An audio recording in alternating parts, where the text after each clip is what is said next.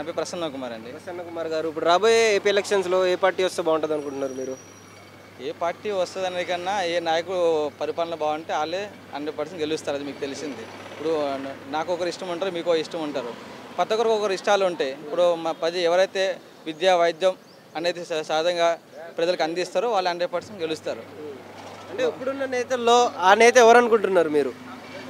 So అందరూ 10 మంది నాయకులు ఉన్నా 10 మంది 9 మంది మాటలు చెప్పేవాళ్ళు తప్ప పరిపాలన సరిగా అందించే వాళ్ళు ఉండరు.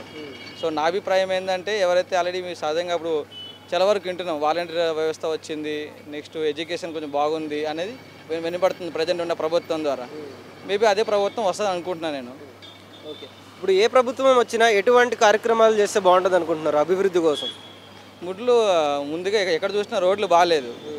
ఇప్పుడు హైదరాబాద్లో అంటే 5-10 నిమిషాలు ఏదైనా, అదే మనం భీమవరం పాలకొల్లు అట్లా వెళ్ళాలంటే మినిమం 30 కిలోమీటర్లు ఉంటుంది. అంటే సుమారుగా ½ అవర్ జర్నీ చేయాలి. ½ అవర్లో ఎవరికి ఏమవుతుందో కూడా తెలియదు.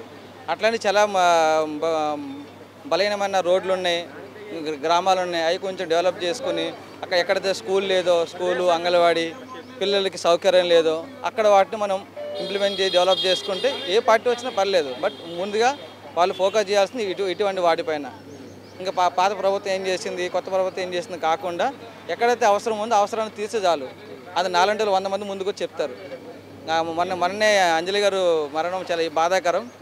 అట్లాంటి వాటికి చోటు ఇవ్వకుండా 10 మందికి ఉపయోగపడడానికి, ప్రజలకు మేలుకరంగా చేసిన ఏదైనా మంచిది మనకు కూడా.